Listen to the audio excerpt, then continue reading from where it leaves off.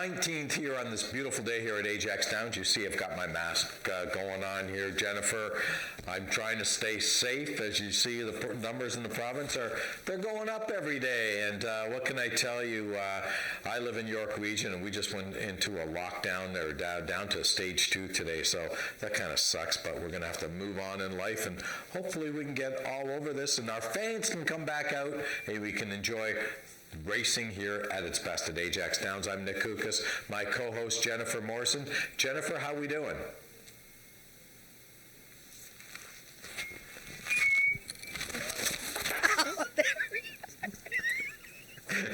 Am I making you laugh?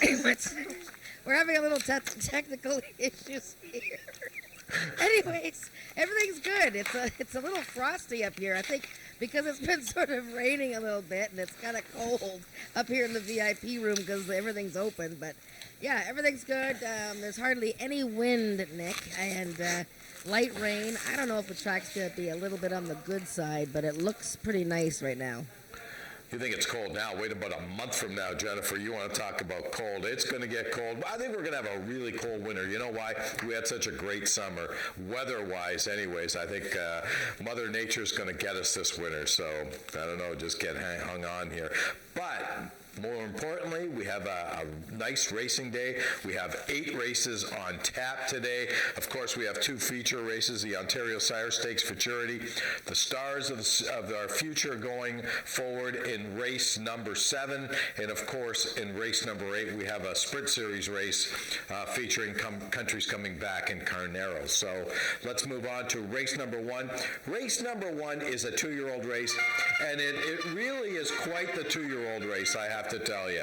It's a race where we've got 2 thoroughbred sire horses making their debut in quarter horse racing, 2 by Signature Red. This horse is owned by Howard Walton, and he owns the offspring. So talk to me about race number 1. Yeah, how fascinating. And this is, the crossover that we see pretty much every day, all the time. Thoroughbred racing and quarter horse racing. We have 2 horses in this race. First-time starters by a very nice Ontario sire. He's like 6th in Canada, 6th or 7th in Canada by earnings, Signature Red. And his horses win a huge amount of time first time out. Now, does that apply to quarter horses? I have no idea. I believe these are his first 2 quarter horse foals, and both of them are quite well bred. Red and Wild Signature is out of This Girl is Wild, who ran a 95 speed index in one of her 3 wins. And the other one, Signature Eyes, is out of a mare that ran 102 speed index and won 8 of 40 starts, and that one's the only colt in this field. But of course, I haven't picked either of those. Yeah, I tell you, I don't know, just back to Signature Red. I mean, what a life he's leading right now. He's breeding to thoroughbred mares and quarter horse mares, and boy, Howie, I wish you would adopt me. I mean, you take care of your children quite well. I did pick the 5. Tony Phillips, Rick Kennedy's having a tremendous year this year. I don't know. I mean, I guess the horse to beat really is a 4-horse, Hanover Hill Viola. Yeah, that's who I picked. I thought she had an excellent first start. And Nick, this is an Ontario sired maiden race. Hanover Hill Viola was in an open maiden race, and she broke well. She battled right to the finish, and the second place finisher, Candyland, came back to win a trial for the Alex Peikov Memorial Futurity, and then she finished 3rd in the big race itself. So excellent first start by Hanover Hill Viola.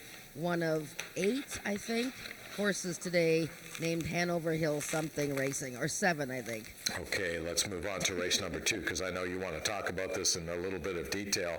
Unfortunately, we're down to a field of 3 in here, but we've got one famous glass, and I'm going to pass the mic over to you, Jennifer. Go for it.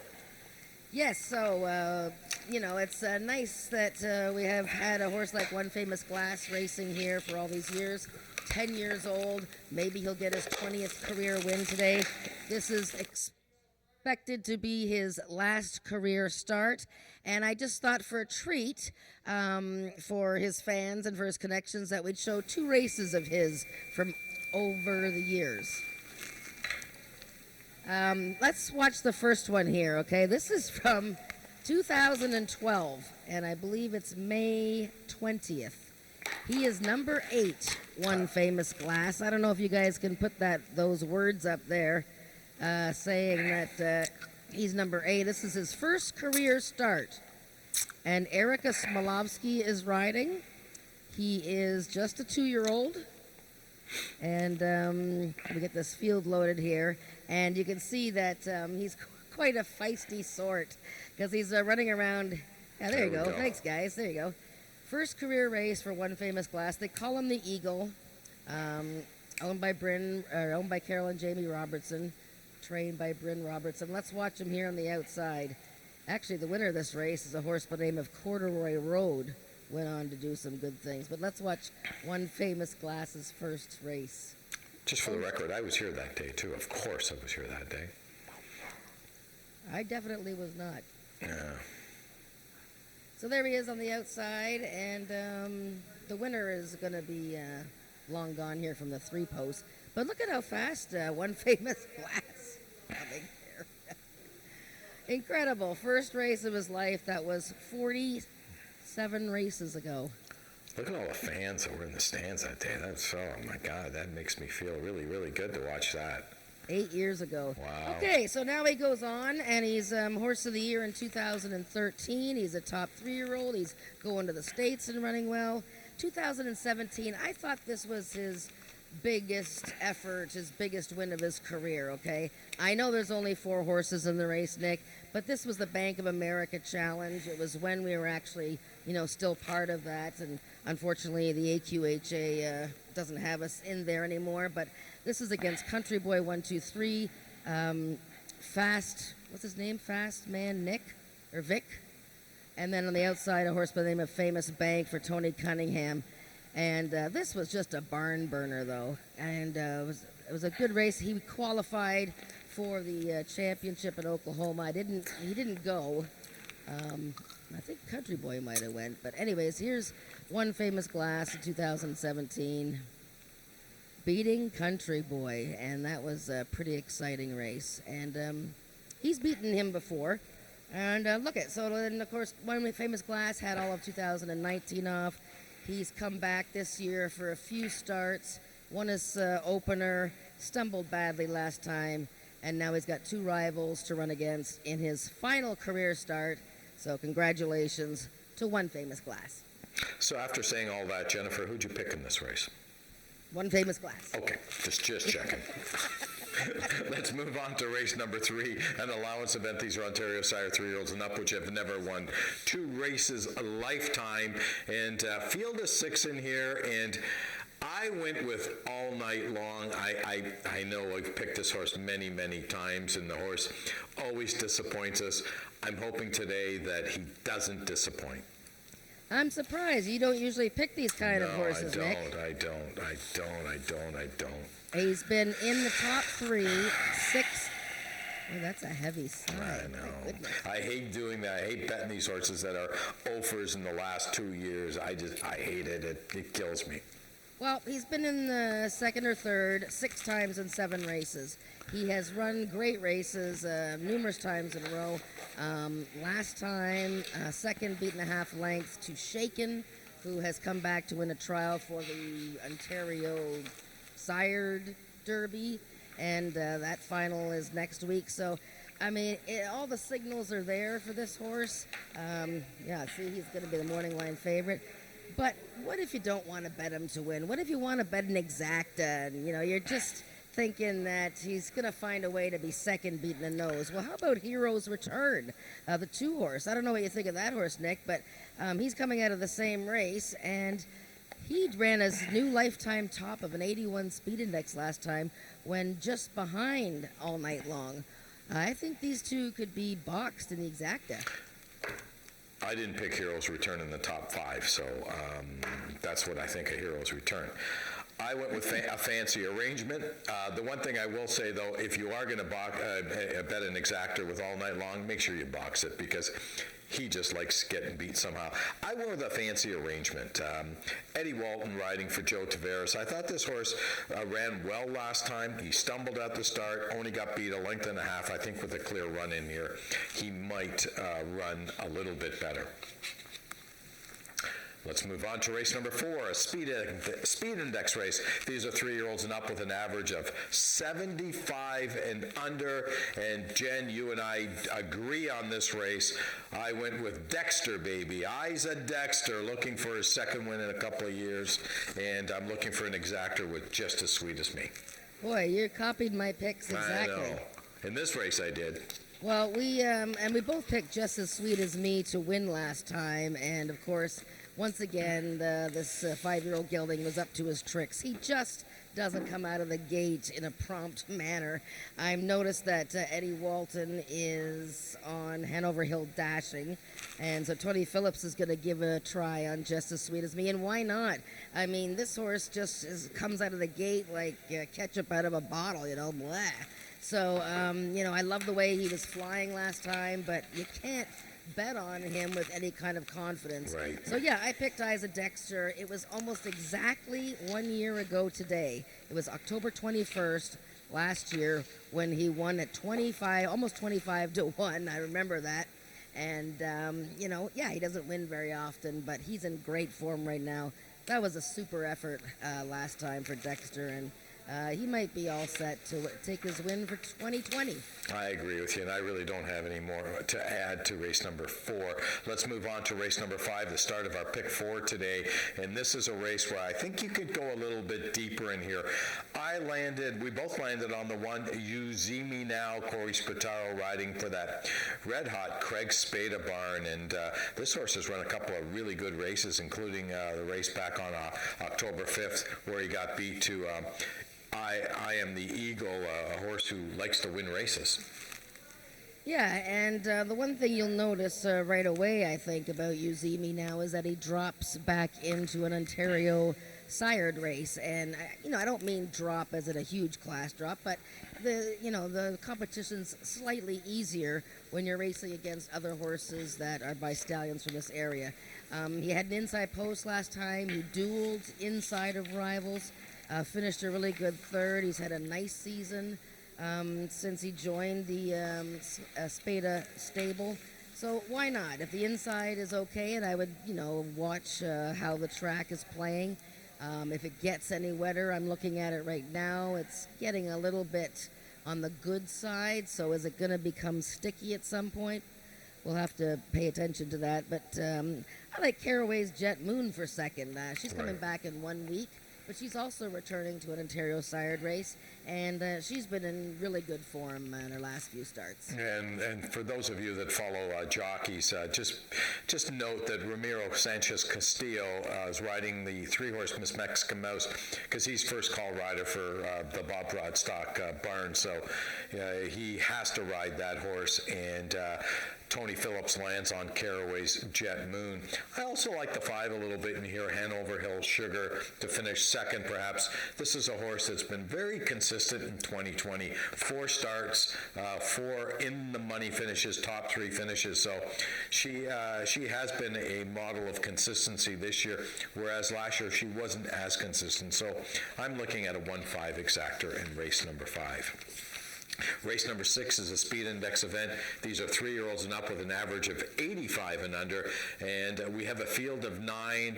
And I'm telling you, there's about 8 horses that can win this race. I won't say who the horse is that won't win this race, but 8 of the 9 can win. You can make a case for anyone.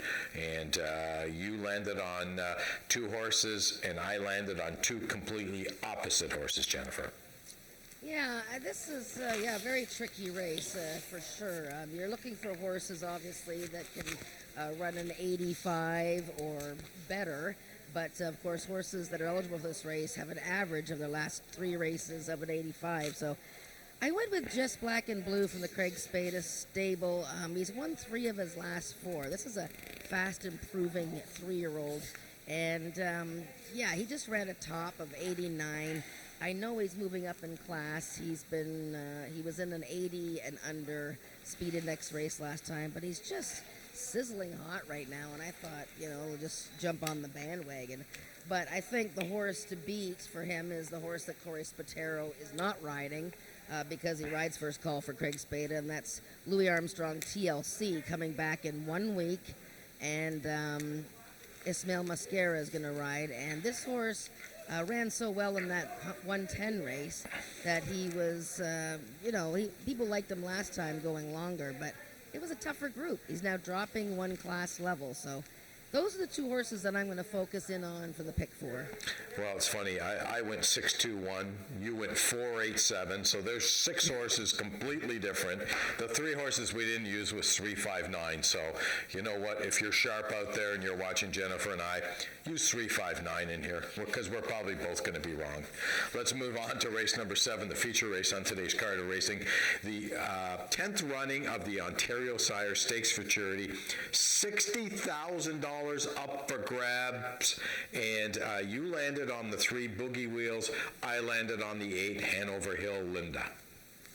Yeah, and I picked 3, 6, 8 in here. So let's look at Bogey Wheels. I call him Bogey Wheels because I know his name for his owner, James Bogar, so I assume it's Bogey Wheels, since Boogie would be with 2 O's. Anyways. Who said I could spell? But this is a really great opportunity for stallion owners here and broodmare owners, breeders, to get some nice pocket money for the winter.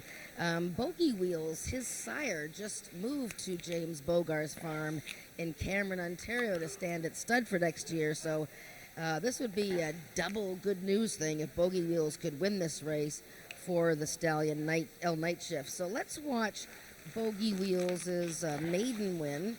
Now remember, this horse had run twice before his maiden win, in the trial for the Ontario Bred Futurity, and then finishing 4th in the Ontario Bred Futurity itself. And both races were quite smart. But let's watch his maiden win.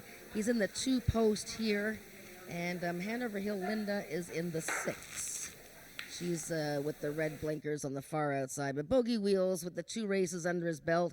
You'll see Jess Raven in the green, chasing him a bit. She comes back to win, but I know you like the way Hanover Hill Linda closed in that race. Bogey Wheels just had a beautiful start. Actually got bumped by Jess Raven a bit, knocked off stride a little bit, but him and Tony Phillips take off. But you gotta like the way the 6 horse closed. The 4 horse there, Who's Hot Now, came back to finish 2nd by a head to Jess Raven. So most of these horses in this race are in this final. There wasn't a trial, so it's just a race on its own. But pretty impressive, Bogey Wheels. Yeah, it sure was. No question about it. Now, let's talk about the 6 horse. Who's Hot Now? Ramiro Sanchez Castillo riding for Bob Rothstock. This is a filly that actually ran a really big race last time and just got beat, closed very, very well, gets an extra 30 yards today. Yeah, so we just watched her in that career debut, finishing 4th to Bogey Wheels, but then she came back with a much more polished effort and finished really strongly and almost caught Jess Raven, just needed a little bit more ground. And she gets extra ground, 330 yards now. And Jess Raven is to her inside. So I think the advantage goes to Who's Hot Now, who has a good closing finish, whereas Jess Raven could be a sitting duck on the inside, showing speed.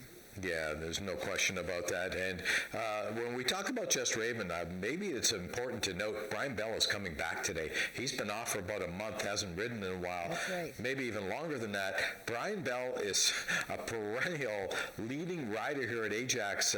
That jockey change, in my opinion, is a very positive move. Yeah, Brian Bell is rejoining us, and he's been watching the races with us a couple of times, and so it's good to see him back for the last 2 cards of racing. Right. Okay, let's move on to the 8th and final race on today's card of racing. And by the way, I think we have 8 races because the Bills are playing at 5 o'clock. I'm not sure. But we do have a Sprint Series race, $21,950. And, wow, what can you say about this race? You got Carneros, you got Countries coming back, you got 5 Bar Fandango. You've got some really nice horses. And Chicks Dig My Money Bags. I can go on and on. Yes, and the final leg of the pick 4. Yes. tricky. Look at Carneros won the Sprint Series last year, and while he started out this season a bit, messed up and not braking well, he got back on track in a speed index race, and then he won the first leg of the Sprint Series. And since then, he's run close second, twice to Country Boy 123. So he's the horse to beat as long as he maintains that steady form that he has. 250 yards is perfect for him. He is the tough one in here, but it's not an easy race. What do you make of Country's Coming Back, who ran that huge race 2 starts ago in the Ontario Bred Maturity to win it, and then came back last week and finished third, beating a neck to Feisty Icon and Country Boy 123 in the championship. I mean, my goodness. He is in razor-sharp form with those pair of 103 speed indexes. I don't know who's making all the noise in the back. Min's making all the noise, and... Is that you? No, it's Min, actually. Okay, well, so yeah, Carneros, Country's Coming Back, and the other seahorse, Chicks Dig My Money Bags, coming off a win at 110, and he's always dangerous. But there's so many other horses in here that are just so sharp and fast out of the gate. The little filly, Just a Sweet Surprise. I mean, she can run a high 90 anytime she wants. And, of course, Arctic Fame, the old-timer, who's maintained good form all season. There you go. That's the analysis from Jennifer on race number 8. Thanks for joining us on Talking Quarters. We're going to be with you throughout the day to give you our analysis and our picks from races 1 through 8. We'll see you after. We're going to take it upstairs to Frank Ferrari for the changes on today's card of racing. Your natural strength. And they're off. It's live quarter horse racing at Ajax Downs. Watch the world's fastest horses soar to the finish line. Take in all the action with fun and excitement for the whole family at Ajax Downs. For race dates, news, and more, visit ajaxdowns.com.